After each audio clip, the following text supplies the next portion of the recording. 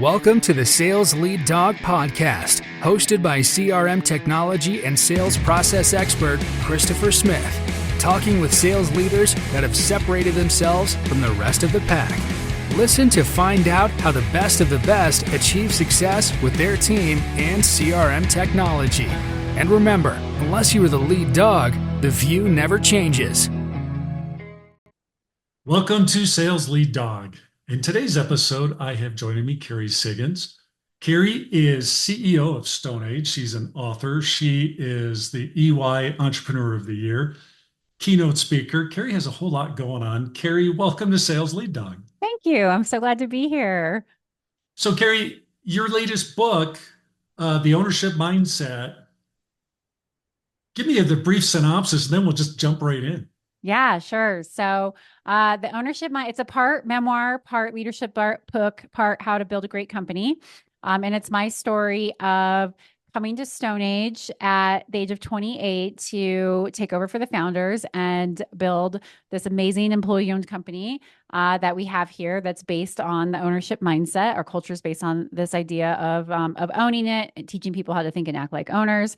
And I wanted to share the journey because it's such an interesting one, and it's such a great culture to be able to employ. And a lot of people think that you have to be employee owned to inspire people to have an ownership mindset, and that simply isn't true. And so I wanted to give a roadmap, a blueprint, a handbook, so to speak, on how you lead yourself well and how you lead others through this lens of I own everything that happens in my life, and hopefully inspire people to think about how they show up as leaders themselves and how they're building leaders within their companies. So when you came into StoneAge, did you already lead from that perspective of ownership, or is that something that you had to develop, and align with once you were there? So I certainly learned a lot more about the ownership mindset coming to work here. And I would say I would have had a up and down relationship with accountability and ownership, like I think everybody does. Like my mom instilled accountability in me in a very young age, made me go solve my own problems, definitely didn't coddle me. But I certainly fell into a victim mentality in my teens and my 20s, where I just blamed, a lot of people for my unhappiness and different issues in my life. And I don't think that that's necessarily uncommon as we are maturing as adults, but I definitely lived a lot of my life, younger adult life, not necessarily having the ownership mindset. But I got myself into a bit of trouble, and I had to move back home to rebuild my life. And that's when I said, I've got to change it. I can't be a victim anymore. And I just need to really look at all the decisions that I'm making. And so I was really primed for it because I was ready for a reset. And then I met our founders who had started this really unique employee-owned company, and they wanted to go do other things with their careers. So they had to start really building that trust with me and autonomy with me. And so they're the ones who really helped develop that mindset within me. Yeah. It's listening to you, I'm thinking about I don't say it's easier, but I think you can control it more, that ownership mindset, when it's just about yourself. Yeah. It's a whole nother matter when you're trying to create a culture around that in your organization. That's a much bigger lift. Yes. Tell me about that. What was that like for you? That journey, that transformation of creating this whole culture around ownership. Sure. So, really started with the way that particularly John Wolgamott, who's the president of the company, started to work with me. And because he knew that his success was going to be based on my success, and that he was going to have to teach me a lot because I was 28 and had never run a company before. I think he actually once said it was like giving, a 16-year-old's keys to a Porsche. But he was like, I got to teach her. And so he would say things to me like, well, what do you think, when I would come and ask his opinion for something, or I wanted to try something new and he didn't necessarily agree with it. He'd say, I don't necessarily agree with that idea, but let's go ahead and try it, and let's see what happens. Or like, I trust you to make this decision and I've got your back. And so it was so empowering, and it taught me how to trust myself. And so I started out as director of operations, and 3 years later I was named CEO. And I realized that during, especially those last 2 years, I hardly ever thought about my paycheck. I was so engaged in the work I was doing because I had that trust of the founder, and I had autonomy, and I could use my creativity. And so when I became the CEO and I was really reflecting on like how much my life had changed in these last 3 years, I realized it was because I loved what I was doing. And I said, every single person in this organization deserves to love their job as much as I do. And so how do we create that trust, that autonomy, that more control over your work, and the environment where people get to try and take some risks, and not have that fear of failure. And so that's where the inkling started. Mhm. And of okay, how do I create an environment that allowed me to flourish for everybody in the organization? Yeah, I love that. I learned early on in my career, I was making a huge mistake in my leadership style that I always thought like, hey, I need to have an answer to every question that an employee comes to me. Um, I need to solve every problem. And it didn't take long for me to figure out all I was doing is making myself a center of gravity, a huge bottleneck in the organization. And that you really aren't leading when you're doing that.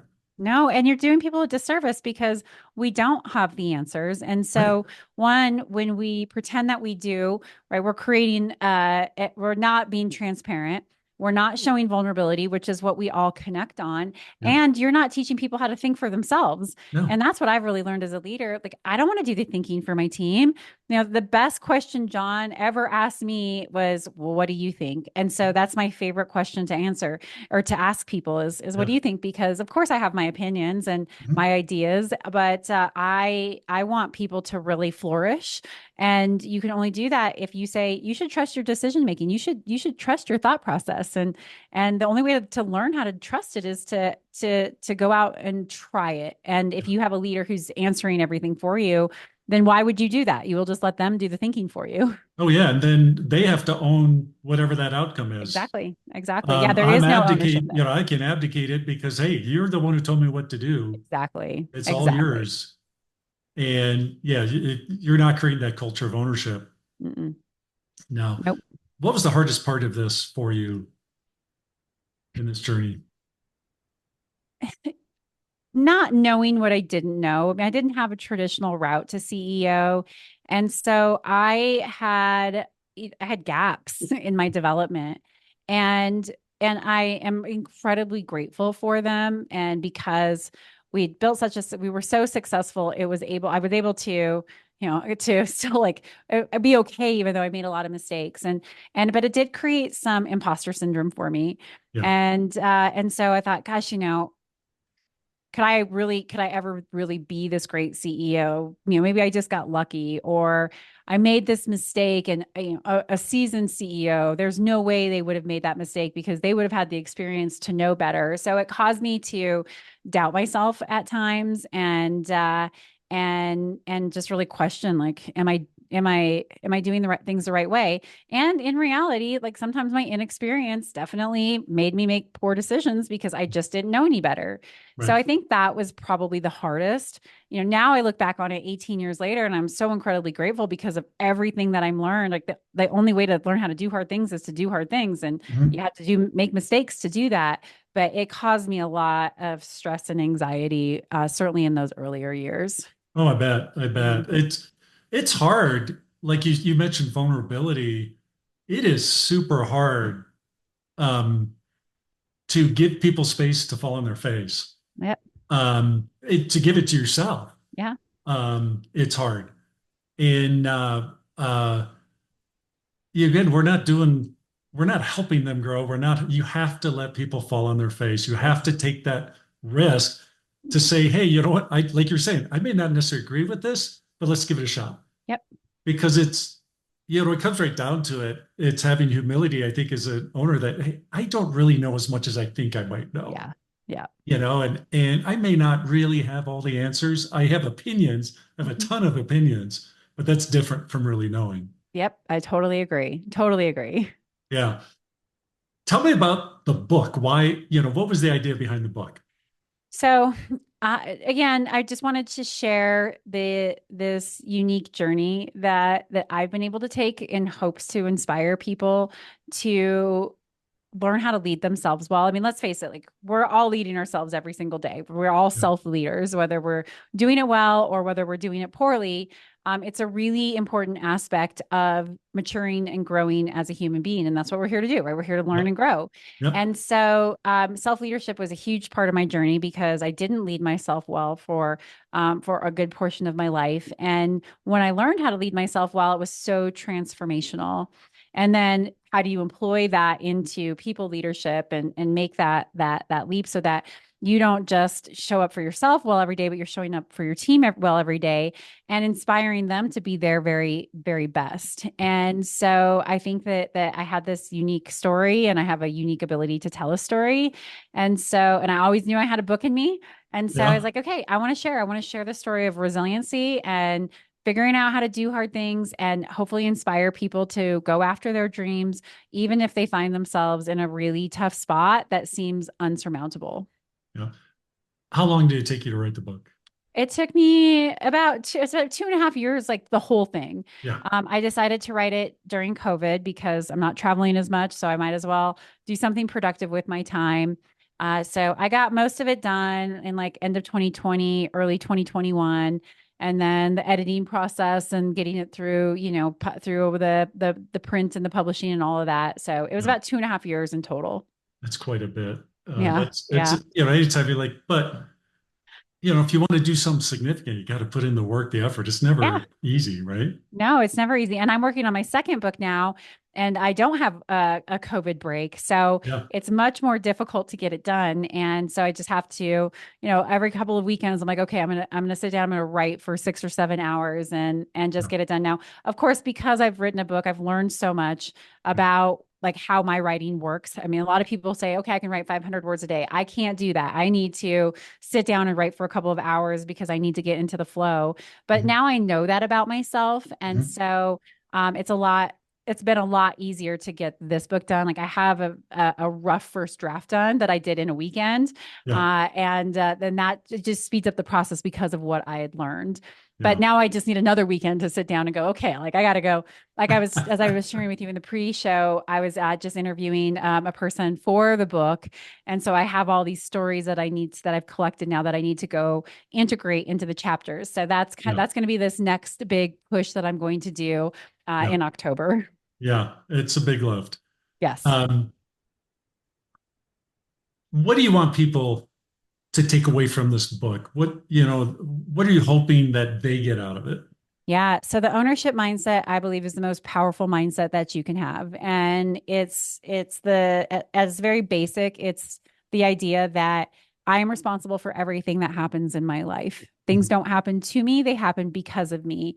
And now this is not to victim blame because there are certainly things that happen to people that were completely out of their control, that they are truly victims, but you never have to be a victim of circumstance. You absolutely can decide how you're going to show up in those times of adversary or trauma. And it's so empowering. And so you don't have to wait for somebody when you have the ownership mindset, you don't have to wait for somebody to empower you. You get to empower yourself because you say, you know what? I can do something about this because I own it. Mhm. Whether that's in a piece of feedback that you give for somebody, whether that's in a mistake that you made or how you're going after your career, how you're setting goals for yourself, how you show up in your relationships. I mean, it really infiltrates every aspect of your life. And so when you start with the ownership mindset as a self leader, then it's so much easier to role model it and then bring that into your leadership style so that you can inspire other people to also say, you know what, I'm going to own it. And Mhm. it all starts with role modeling. Like people are the leader sets the tone. People are going to follow what you do as a leader. And so if you exhibit the ownership mindset, I have absolutely learned that more and more of your team will be willing to embody it as well because they see like, oh, hey, it's safe Mhm. to show up as myself. It's safe to admit a mistake. So that's really what I hope people get away from take from the book is that owning it is the best way to live your life. Yeah, 100%. It's it's funny that, um, I guess because I'm older, I've fallen on my face many, many times. Yeah. You have to learn the hard way. Um, it's just actually, I find it a lot easier when you own it. Just own it right from the outset. It's easier. Yeah. You don't have to struggle. You don't have as much conflict. Just own it. Let's talk about it. Let's move on. What makes you more relatable? So I'll just give you Yeah. just a small minor example. So I'm leading a meeting yesterday for I'm on our Colorado Governor Polis's Commission for Employee Ownership, and I'm the chair. And I was rushing around, so I didn't pull up the right agenda for the meeting. I pulled up the agenda from October 2023 instead of October 2024. And so I jump into it, and I'm like, what? Huh, that's weird. I didn't set the agenda. The program manager did. And I was like, this seems really weird that we're talking about this, but I just plow ahead. Yeah. And everybody's really gracious, and we talk about what we need to talk about, and then we have a guest speaker. And then I realize I'm like, oh my God, I just ran the agenda from the last 15 minutes from last year's agenda. So our guest speaker gets finished up, and then he leaves, and I say, you know what? I'm so sorry that the first part of this meeting was confusing. I have the wrong agenda. I pulled up last year's because I was rushing, and I want to apologize for wasting everybody's time. I'm so sorry. And it was, we all got to laugh, and one of our other fellow commissioners teased me a little bit. Yeah. And it just like set the stage, right? Yeah. But probably no one would have ever said anything or ever even known. They would have just Yep. been like, oh, well, she must have wanted to talk about this stuff that wasn't on the agenda. That's fine. Yeah. But instead, I was like, I'm going to role model, like screwing up. I'm going to own that I was not prepared, which I pulled up the wrong agenda. And I'm going to show that humility to be able to say, like, hey, I screwed up and I'm sorry I wasted everybody's time. Yeah. And so that's just a minor example, but how you do anything is how you do everything. And so because I so believe in owning it, it just makes it very easy in those instances. And you know what? It gave me credibility and it built relationships. I could laugh at myself. And so it is so incredibly powerful. And a lot of people, either one would have beat themselves up, or two would have just been like, well, hopefully no one noticed Yeah. and just ran with the rest of the meeting. But that is the power of it. It's Yeah. like a relationship builder. It makes you relatable and credible because people are like, oh yeah, I've made that mistake before too. Oh yeah. Yeah. Vulnerability Mm. is such a huge part of being a good leader. Yeah. And that means you have to be willing to show the kinks in your armor, Yeah. the mistakes you made, leverage those. I talk about that a lot on with previous leaders on the podcast. How do you leverage your own failures as examples as a leader for your team? Yeah. People love to talk about that. They're like, oh, I've got a good one. Exactly. Exactly. And it makes it safe for people to share. If you as a leader are going to be like, I screwed up, somebody else is going to, hey, you know what? I can relate because we do like that's what good storytellers invoke is they allow people to see themselves in their stories. Yeah. And we leaders are constantly telling stories, and it's not about keynote speaking or writing a book. It's about how you inspire people. And so sharing the mistakes that you made, the lessons learned, ideas that you have and the thought process that you went to coming up with that idea, right? Those are stories that are relatable to people. And then it inspires them to say, oh, well, hey, I did this. I learned this lesson. And that's what human connection is all about. It's quite literally based on stories. And Yeah. so I think if you look at your role as a leader, as a storyteller, and you hone those skills, you are going to build trust. You're going to build stronger relationships. You're going to be more relatable, credible, all those things that we really want as a leader. If I'm a leader and I'm working through this process in our organization, I imagine there's always going to be some people that just cannot align Mhm. with this philosophy. What's your advice or recommendations to them in terms of how they handle that? So I'm a big believer of working closely and trying to understand. I mean, a lot of people are resistant because of fear, and they might not be willing to say that. So trying to spend some time to get to the root of that fear and understand where they're coming from. Like no one wants to be sold. And I've learned that the hard way because I'm a seller. I'm like, Mhm. I love to sell stuff. But that is certainly not with relatable to anybody who is digging in their heels. And so I start with curiosity and asking questions and trying to understand where it's coming from. But ultimately, some people don't want to get on board. It's just not the right alignment. And that doesn't mean that one person is right and one person is wrong. It's just that it's just not, there's not alignment. And so those people then will typically need to leave the organization. And that's for everybody's benefit, for their benefit, because Mhm. they're not going to thrive and be happy in a place where they're like, I don't buy into this. And then that certainly isn't going to help the organization grow. And you as a leader don't need somebody who is working against you and what you're trying to achieve. So it's just better for everybody if that person exits the company. But I think that it's always worth trying. Yeah. Could you share a story from your history, with Stone Age maybe that where this core belief really benefited you, in terms of your relationships with your customers? Oh yeah. So well, one, it's because of the entire, it's our ethos of our entire company. So you mean you can see the sign behind me. It says "Own It," and if you can see in the glare, and I have them all over the rest of my walls here in my office. There's not a day that goes by that people don't talk about the Own It mindset. And there's three aspects to it. So practice self leadership. Be a great teammate and deliver on the Stone Age Assurance Promise, which is our promise to our customers. Yeah. So self, team, and broader impact, greater customers in our industry. So there's something for everyone in there, and it is everywhere. We do Own It training. We have Own It performance chats. We have our employee experience council is the Own It committee. So we've really created this whole culture around it. And because it is what we do, it's who we are, it's what we be. It's palpable. So when our customers come to visit us, I'm not kidding you. Almost every single time they're like, I can't believe how much you guys like each other. Like the people are so proud of the work they do. Can I get a job here? And Yeah. so when your customers are saying that they would want to work here, that tells you something. That creates loyalty, that creates trust. They know that they can rely on us because we're here for more than just a paycheck. We are here because we truly care about this company, that we own it. Now, we all are owners, of course, which certainly adds another, I call it icing on the cake. Yeah. But you can have an employee owned company where people don't think and act like owners because they haven't cultivated that culture of ownership thinking. So that's the biggest compliment that anybody could pay us, is having a customer come here and say, "Can I work for you?" Oh, yeah, that's huge. Yeah. Yeah. Um, in terms of, uh, is this, again, it's a core belief. How do you incorporate or leverage this during the hiring process to really make sure people are aligned with this philosophy? Is that easy or hard? And how do you do it?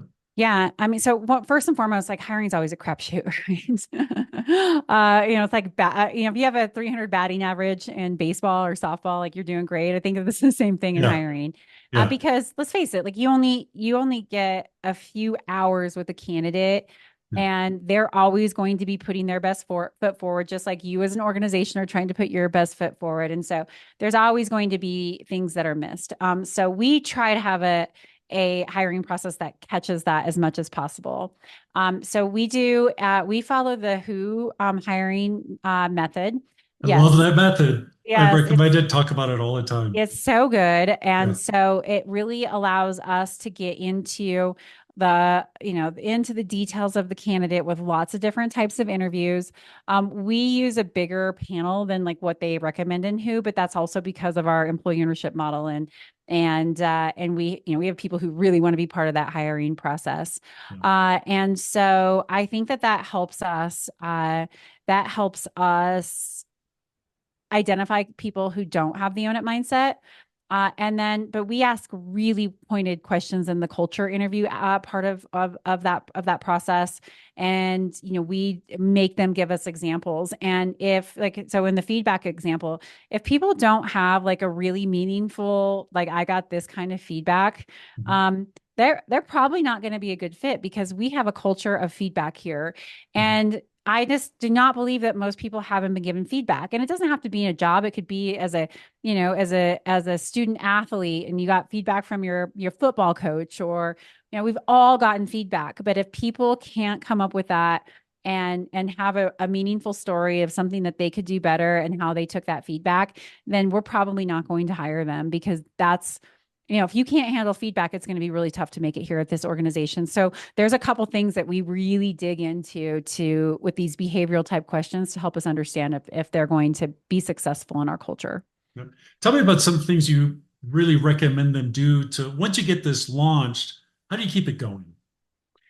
You have to work on it every day. I mean, culture is not a one and done thing.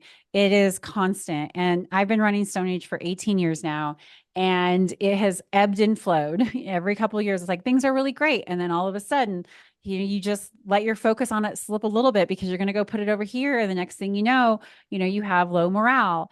And so, and those things used to really I used to take it really personally because I always want this to be a great place to work. But what I've learned is that's just part of the cycle. But you always have to be vigilant with it. And so if you find yourself in one of those dips, then okay, like just start going asking one survey question. What's one thing that we can do to create a better culture, to fix this particular issue, and then pick one thread, one thing that you can do, and go work on it. People are going to see that if you are consistently working on it and making improvements, like they're gonna okay, we're working on this. The worst thing you can do is go ask a question, take a survey, and then not take any action. And people are gonna think that it's all BS. So I've learned that it's always a living, breathing thing. There's always going to be ebbs and flows, and that you just always have to work on it. Like for us, we have three pillars of our strategy, and culture is always one of them. And so then that way we're always having these initiatives to align. Like if we don't have a great culture, we can't do these other things that we want to do to go execute our strategy and achieve our vision. So you work on it constantly. But if it ebbs, like don't beat yourself up. Like that happens. It happens in every organization. And so then you just say, okay, we're going to go address it. We're going to go work on this one thing and we're going to fix that first. And then we're going to go do the next one. Hold on. I lost your audio for a second. Um, what are There you some of the go. signs that we should be looking for to notice that our culture maybe is ebbing a bit? So the higher you are up in an organization, the harder it is because we typically are further away from our employees. So I implore every executive needs to be walking around their organization and seeing what's really going on. So I'll just give you an example.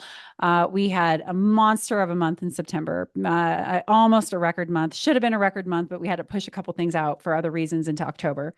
So I went over to our warehouse to thank everybody in order fulfillment and assembly. And I could just like tell things were a little bit off.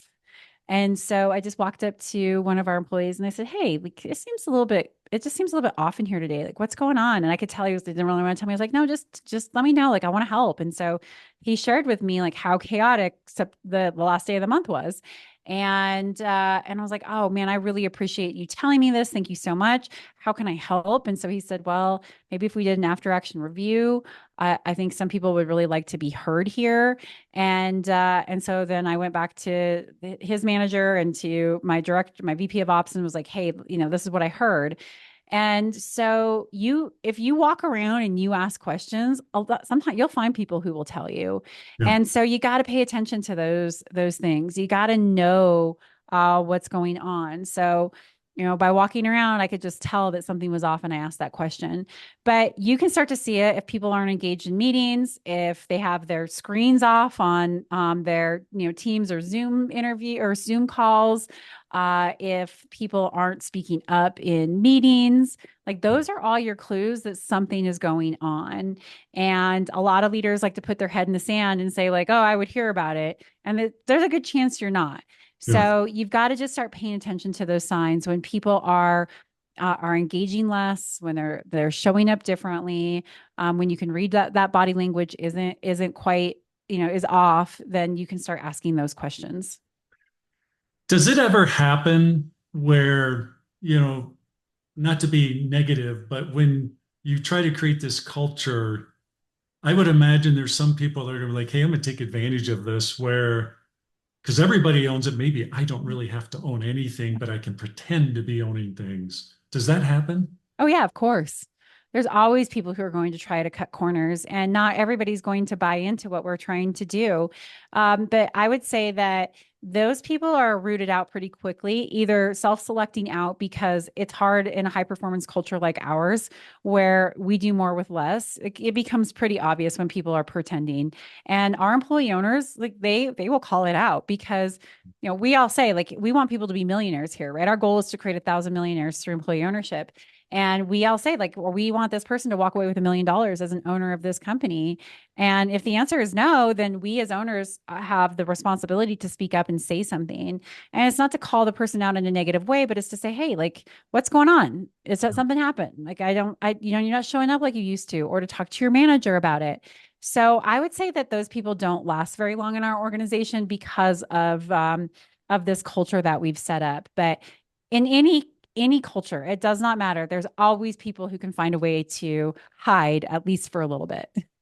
So if I'm listening to the podcast, you're inspiring me. I get the book, I read the book, and I'm like, hey, I want to get started doing this in my organization. What's your recommendation? Maybe the first three things I should be doing to get started. Yeah. So the first three things, whether you're a CEO or just leader of a team, is to sit down with your direct reports and start rebuilding building that trust. Like I think back to what John and Jerry did to me, and it was okay. I want to get to know you so that I can trust you to start to make these decisions. So building that relationship is the only way to build trust. So start there. The second thing is how do you start to give away decision-making authority? And you can start small because not everybody's comfortable just going like, okay, here's the keys to the Porsche to the 16-year-old, right? Right. So where are there low risk places that you can say, I trust you to make that decision? I don't necessarily agree with it, but I think you should try it. That's a really important way for you to get people to begin trusting their decision making and thought process as well. And then always, always, always ask, "What do you think? What do you think? What do you think?" Do Yeah. not answer people when they come to you. Yes, as leaders, we think that we want to be helpful and that we're solving those problems. I know that seems super simple, but here's the thing is it is. This is how we inspire ownership thinking within our teams. Now, if you want to start this at an organization level, like you're a CEO, then you have to start training your managers how to be able to do this. And that's where I come in and I do keynotes, I can do a workshop. I'm so passionate about this ownership mindset and how it is going to transform organizations. I've watched it for people who've employed it. I can certainly help you come up with an overall plan to do that. But the biggest thing is it has to start with trust, autonomy, decision-making authority, and teaching people how to trust themselves, and then building a reward system that a compensation system that rewards success that in that shared success. But it's really not that hard. I mean, I look at like what John and Jerry did with me. It Yeah. wasn't that hard. It was a year Yeah. of going like, what do you think? Yeah, go Yeah. make that decision. I have your back. And the Yeah. next thing you knew, I was not literally not thinking about my paycheck. Right. I was just engaged, fully on board with where we were going as a company. That's awesome. Gary, thank you for coming on Sales Lead Dog. The book is called The Ownership Mindset. If people want to reach out, connect with you, maybe want you to come help them establish this within their organization, what's the best way for them to do that? Sure. So you can find everything on my website, kerrysiggins.com. And I know that will be in the show notes, so I won't spell it for you and be painful that way. And then connect with me on LinkedIn. I post all my podcasts. My podcast is called Reflect Forward. So I post all kinds of great snippets with actionable takeaways because I'm very big on actionable advice that you can immediately put into action. So that's a great way to be able to connect with me and learn a little bit more as well. But everything is on my website, my podcast, my book, anything speaking, and just all about StoneAge and what we've created here with this ownership culture. It's an amazing story. I really appreciate you coming on today. And I want to welcome you to the Sales Lead Dog Pack. Thank you. I'm so glad to be part of the pack. As we end this discussion on Sales Lead Dog, be sure to subscribe to catch all our episodes. On social media, follow us on LinkedIn, Facebook, and Instagram. Watch the videos on YouTube, and you can also find our episodes on our website at impellercrm.com/Sales Lead Dog. Sales Lead Dog is supported by Impeller CRM, delivering objectively better CRM for business, guaranteed.